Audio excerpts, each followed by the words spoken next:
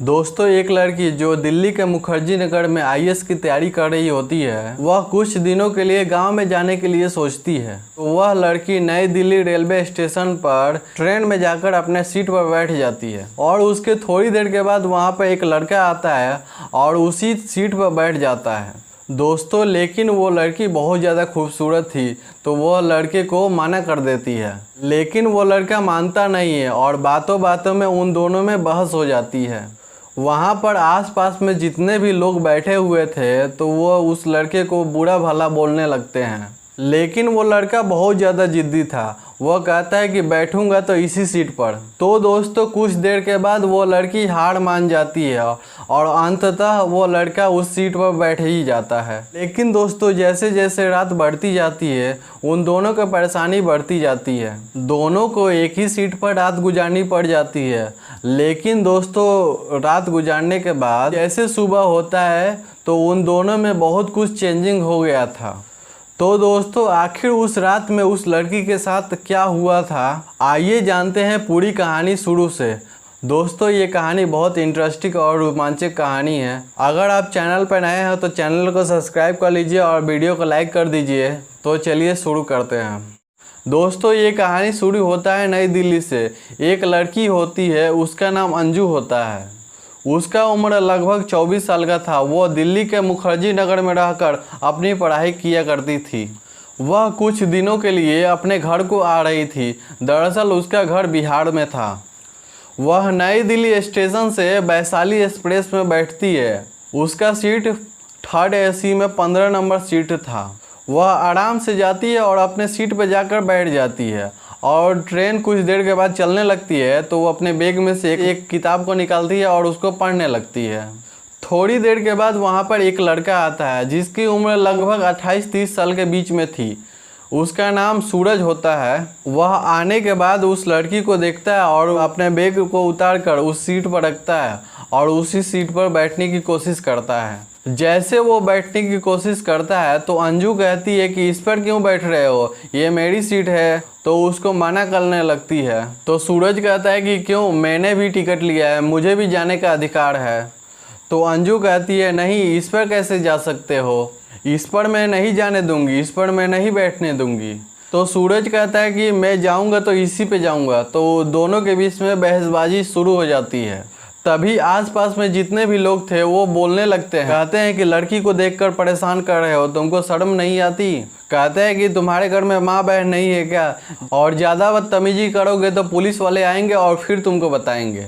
तो सूरज कहता है कि जब आएगा तब देखा जाएगा, तुम लोग क्यों परेशान हो रहे हो, ज़्यादा परेशानी हो रही है तो थोड़ी सी जगह तुम लोग भी दे दो, मैं बैठ जाऊँ उसी पर।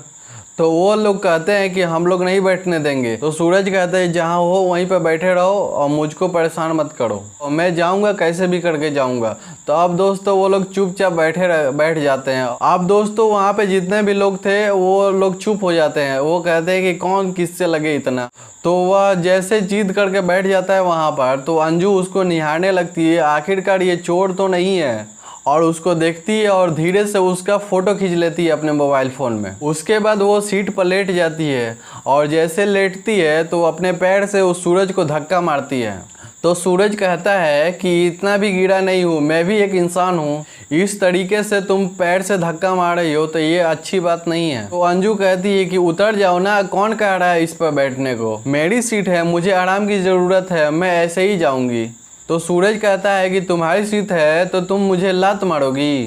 तो अंजू कहती है कि मेरी मर्जी, मेरी सीट है, जैसे मन करे वैसे जाऊंगी, और तुम मुझसे बहस करने की कोशिश मत करना, मैं आईएएस की तैयारी कर रही हूँ। अब दोस्तों सूरज भी कहता है कि मैं भी कोई ऐसा वैसा लड़का नहीं हूँ, मैं भी एक इंसान हूँ। अब दोस्तों उसके बाद कुछ 1 घंटे के बाद टीटी आता है। आने के बाद सारे लोग से टिकट पूछने लगता है। कहता है कि टिकट दिखाइए। तो अंजू से कहता है कि मैडम आप भी टिकट दिखाइए। तो अंजू अपने बैग में टिकट ढूंढने लगती है, लेकिन दोस्तों उसके पास टिकट था ही नहीं। उसके थोड़ी देर के बाद उसको याद आता है कि जो पर्स में मैंने टिकट रखा था वो तो रूम पर ही भूल आई। तो टीटी कहता है मैडम जल्दी करो। तो अंजू कहती है कि सर मैं जल्दी में टिकट भूल आई हूँ। कहती है कि सर मेरा नाम अंजू है, मेरा उम्र 24 साल का है, देखिए उसमें लिखा होगा। और ये सीट मेरी ही है। तो टीटी कहता है कि मैडम ऐसा नहीं चलेगा, आप टिकट दिखाइए या नहीं तो दूसरा टिकट बनवाइए। तो अंजू परेशान हो जाती है, कहती है कि सर मेरी सीट है, मैं दूसरा टिकट क्यों बनवाऊं। तो टीटी कहता है कि टिकट तो बनवाना पड़ेगा, आप टिकट दिखाइए वरना नया टिकट बनवाना ही पड़ेगा। नया टिकट नहीं बनवाएंगी तो अगले स्टेशन पे आप उतर जाइए। अंजू कहती है कि मेरे पास टिकट के पैसे तो है ही नहीं। तो टीटी कहता है आप अगले स्टेशन पर उतर जाइए। अब दोस्तों सूरज देख रहा था तो उसे रहा नहीं गया, तो वो कहता है टीटी से कहता है कि सर इन्हीं का सीट है, आपके चार्ट में नाम भी लिखा है, तो आप क्यों नहीं मानते, किसी पर विश्वास करना चाहिए। तो अब ये बात टीटी सुनता है तो वो भड़क जाता है।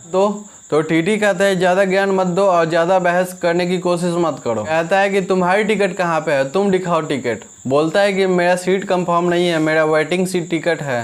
कहता है कि मेरे पास है टिकट। तो टीटी कहता है कि तुम किस हैसियत से इस सीट पर बैठे हो। उसके बाद सूरज भी भड़क जाता है, कहता है कि जिस हैसियत से रेलवे ने टिकट काटा है उसी हैसियत से मैं इस पर बैठा हूँ।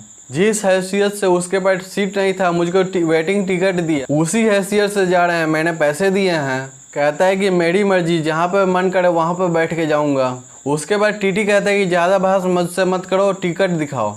तो उसके बाद टीटी टिकट को देखता है तो कहता है कि तुम्हारा तो फर्स्ट क्लास का टिकट है, तुम इस पे क्यों बैठे हो। कहता है कि फर्स्ट क्लास में तो 4-6 ही सीटें होती है, मैं वेटिंग लेके कहाँ पे बैठूंगा, लेकिन इसमें बहुत सारी सीटें होती है, इसमें कहीं पर भी बैठकर मैं चला जाऊंगा, इसीलिए मैं यहाँ पे बैठा हूँ। उसके बाद टीटी जो टिकट है उसको चेक कर लेता है। उसके बाद अंजू से कहता है कि लाइए मैडम 1900 रुपये लाइए, आपका टिकट 1900 रुपये में बनेगा। सुनकर तो अब ये बात सुनकर अंजू रोने लगती है। उसके बाद कहती है कि सर विश्वास कीजिए, मेरे पास पैसे नहीं है। कहती है कि सर मेरे पे विश्वास कीजिए, मेरे पास तो 200-250 रुपये ही है, मैं स्टेशन पे उतरूंगी, वहां से घर पे जाने के लिए किराए के लिए है, मेरे पास नहीं है पैसे। तो कुछ देर तक टीटी बहस करता है। तो सूरज कहता है कि सर मेरे से पैसा ले लीजिए और टिकट आप बना दीजिए। बात नहीं मान रहे हैं तो सूरज पैसा दे देता है टीटी को। तो टीटी टिकट बनाकर और अंजू के हाथ में टिकट को दे देता है। तो अंजू के पास टिकट मिल जाता है तो अंजू खुश हो जाती है।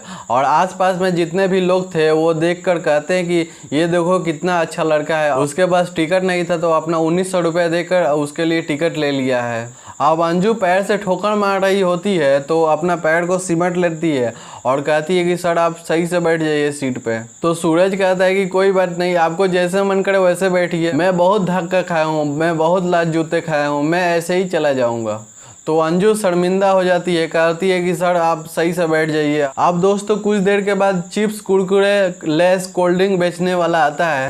तो सूरज उसमें से कुछ चिप्स कुरकुरे ले लेता है। उसके बाद अंजू के तरफ 2-4 चिप्स के पॉकेट बढ़ाता है और कहता है कि खा लो मैडम। वह कहती है नहीं नहीं सर मुझे नहीं खाना। कहती है शुक्रिया सर। कहता है कि ले लो खा लो। तो अब दोस्तों लड़कियां होती है, वो लोग तो चिप्स कुरकुरे कोल्ड ड्रिंक जो होता है वो उन लोगों का तो फेवरेट होता है, तो वो ले लेती है और वो जैसे खाना शुरू करती है तो 4-6 पैकेट खा जाती है। उसके बाद दोस्तों उन दोनों में और ज़्यादा दोस्ती होती है तो वो और ज़्यादा समेट जाती है, लगभग आधा सीट खाली कर देती है और कहती है कि सर आराम से बैठ जाइए सीट पे। उसके बाद अपने बैग में से एक किताब निकालती है यूपीएससी की और उसको पढ़ने लगती है। सूरज अंजू की तरफ देखता है और पूछता है कि आप क्या करती हैं। तो अंजू कहती है कि मैं आईएएस की तैयारी कर रही हूँ। तो सूरज कहता है कि तैयारी कहाँ तक पहुँचा। तो अंजू कहती है कि 3 साल से तैयारी कर रही हूँ, अभी 2 बार मैंने प्री का एग्ज़ाम दिया और प्री मेरा निकला भी, लेकिन मेंस नहीं निकल पाता। तो उसी से रिलेटेड सूरज क्वेश्चन करना शुरू कर देता है। तो कुछ वो क्वेश्चन का आंसर दे पाती है, कुछ नहीं दे पाती, तो वो फिर वो समझाता है। तो अंजू सोचती है कि आखिर इनको यूपीएससी की इतनी नॉलेज कैसे है। तो वह कहती है कि सर आप क्या करते हैं, आप कोई नौकरी करते हैं। सूरज कहता है कि अभी आप जो कर रही हैं वो पहले मैं करता था। तो अंजू कहती है कि क्यों आप छोड़ दिया। तो सूरज कहता है कि मैं छोड़ा नहीं, मेरा सिलेक्शन हो गया। कहता है कि मैं पीसीएस ऑफिसर हूँ, बिहार में एक नया तहसीलदार हूँ, तो मुझे ज़रूरत ही नहीं है। तो ये सुनने के बाद उसका मुंह खुला का खुला रह गया। तो कहती है कि सॉरी सर मुझे पता नहीं था आप ये हैं। तो फिर अंजू कहती है कि सर आप पहले बता दिया रहते तो आपके साथ इतना बुरा बर्ताव मैं नहीं करती। तो सूरज बोलता है कि मैं तुमको पहले बता दिया रहता तो मैं तुम्हारे लात का मार कैसे खाता। दोस्तों ये सुनने के बाद वो शर्मिंदा हो जाती है, कान पकड़ लेती है और कहती है कि सॉरी सर। कहता है कि कोई बात नहीं, मैं मजाक कर रहा हूँ और कोई दिक्कत नहीं है। इतना तो चलता ही रहता है। तो अब दोस्तों उन दोनों में दोस्ती हो जाती है। अब दोनों बातें करने लगते हैं और बातें करते करते लगभग रात के 12 बज चुके थे। तो वो दोनों को नींद आने लगती है थोड़ा थोड़ा। तो अंजू कहती है कि सर आप पूरी जगह में सो जाइए, मैं थोड़े से जगह में बैठ जाऊंगी। तो सूरज कहता है कि ये तो अन्याय होगा, आपकी सीट है, आप बैठ के जाएंगे और मैं लेट के जाऊंगा, ऐसे तो हो नहीं सकता। आपने इतना बैठने को दे दिए वही बहुत है, और आधे में आप बैठ जाइए और आधे में मैं बैठ जाता हूँ। लेकिन दोस्तों जैसे जैसे रात बढ़ती जाती है तो नींद भी हावी होते जाती है उन लोगों पर। वो धीरे धीरे सरकते सरकते लंबे हो जाते हैं एकदम। एक का सर इधर और एक का सर उधर, वो ऐसे करके वो दोनों लोग सो जाते हैं। तो जैसे तैसे रात कट जाती है। उसके बाद जैसे सुबह हुई तो लोगों को पता चला कि ये पीसीएस ऑफिसर हैं। तो उन लोगों को थोड़ा शर्मिंदगी महसूस हुई। तो वो लोग कहते हैं कि सर हम लोग को पता नहीं था, आप पहले बता दिए होते तो पूरी की पूरी सीट खाली कर देते, आप आराम से सो कर जाते, आपको तकलीफ़ हुई। तो सूरज कहता है कि कोई बात नहीं, ये तो मेरे साथ बहुत बार हुआ है। मैं पहले जब तैयारी करता था तो मैं जनरल में जाता था, स्लीपर में जाता था, ऐसे ही चला जाता था, बहुत धक्के खाया हूँ, ऐसी कोई बात नहीं है। तो अंजू कहती है कि आप दिल्ली क्यों गए थे? तो वो कहता है कि मैं सरकारी काम से गया था, वहाँ पे गया था तो मुखर्जी नगर में मेरा दोस्त रहते हैं तो उन्हीं के पास गया था। दरअसल मेरा कल ही का टिकट था, लेकिन मैं दोस्त के पास मिलने चला गया तो वो मुझको कल ही रोक लिए। आज मेरा आना हुआ तो आज का टिकट निकलवाया तो आज मेरा टिकट कंफर्म हुआ नहीं। तो इसीलिए तो अगर मैं कल चला आया होता तो तुम्हारा लात का मार कैसे खाता। तो अब ये बात सुनकर अंजू शर्मिंदा हो जाती है फिर से। तो अंजू कहती है कि सर आप ये बात कितनी बार बोलेंगे?